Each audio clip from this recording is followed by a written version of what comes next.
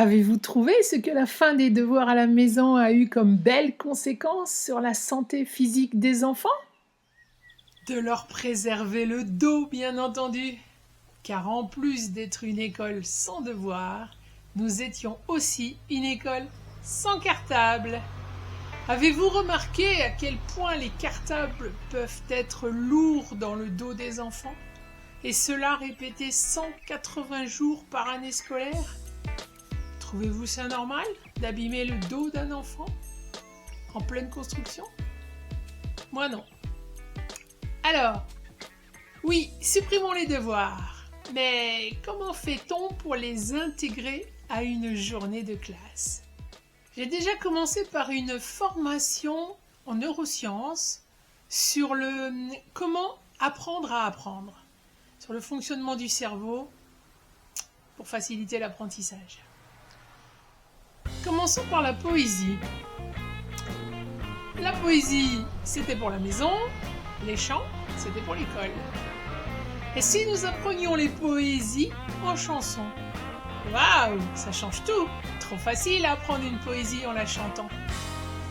Et des poésies en chansons, il y en a plein, mais plein. Voici quelques albums que j'utilisais. Grégoire, Annie et Jean-Marc Versini. Et une petite fable de La Fontaine, ça vous dit? Attention! Le corbeau et le renard. Maître corbeau sur un arbre perché tenait en son bec un fromage. Maître renard par l'odeur alléchée lui tint à peu près ce langage. Hey, bonjour monsieur du corbeau, que vous êtes joli, que vous me semblez beau. Je vous ai présenté quelques albums à sonorité plutôt scolaire, on va dire, mais il existe tellement de chanteurs français qui ont mis des poèmes en musique. Je pense à Georges Brassens, Jean Ferrat, Georges Moustaki, Léo Ferré et tant d'autres. J'en entends certains me dire « Oui, mais la poésie, ce n'est pas une chanson. » Et ils ont raison. La poésie, ce n'est pas une chanson. C'est un texte sans musique. Alors, une fois les paroles de la chanson sues, il suffit d'enlever la musique. Et qu'est-ce qu'il nous reste? Une jolie poésie à réciter. En ce qui concerne les mots-outils à apprendre par cœur, ce qui leur permettra par la suite d'écrire des textes sans erreur d'orthographe, eh bien, il suffit de leur accorder 20 minutes dans la journée pour qu'ils puissent les apprendre. 20 minutes avec une palette d'outils riche et des méthodes différentes. Cela ne crée pas de monotonie et tout ça reste ludique, bien entendu. Les enfants avaient à leur disposition tous les supports qu'ils souhaitaient pour apprendre les mots de la semaine. Et ils les apprenaient seuls ou à deux, comme ils en avaient envie. Ils avaient à leur disposition papier-crayon, tableau,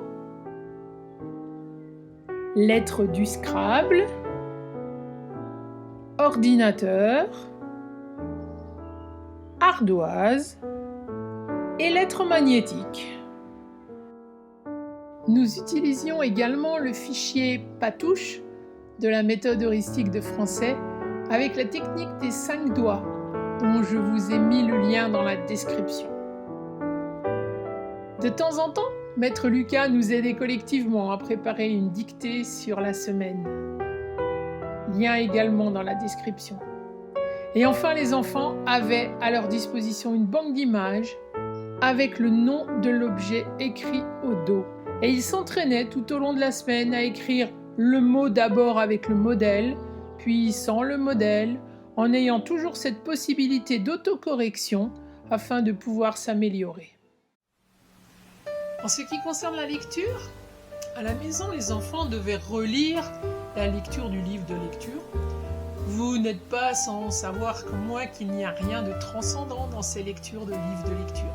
Si on veut Je dis pas dégoûté, mais enfin voilà. Ne pas encourager la lecture, il suffit de la relire plusieurs fois, cette lecture de livre de lecture. Alors là, je me suis dit, jouons dans la cour des grands et emparons-nous des livres de la bibliothèque de l'école. Et c'est ainsi que les enfants ont lu des livres, des bandes dessinées, des romans de la bibliothèque de l'école et s'en sont emparés d'une manière inespérée. L'enfant prenait un livre parmi ceux qu'il avait choisis dans la bibliothèque de l'école, le lisait tranquillement, à l'endroit qu'il le souhaitait, à sa place dans un fauteuil où il voulait, et allait ensuite répondre à 5 questions sur la compréhension de texte à l'ordinateur sur le site de rallylecture.fr, dont je vous mets le lien dans la description. À raison d'une demi-heure le matin et d'une demi-heure en début d'après-midi, vous n'imaginez pas les résultats obtenus en lecture. Il m'est même arrivé durant ces moments magiques de lecture de lire moi-même un livre tranquillement pendant que les enfants lisaient le leur.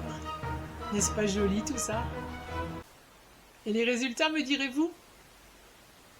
Eh bien, vous me croirez si vous voulez, mais les chiffres ont été inscrits dans les livrets scolaires.